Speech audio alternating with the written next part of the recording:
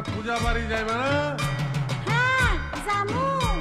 তাহলে একটু সাজগোজ করো, লোকে দেখবো। কি দিয়া সাজুন?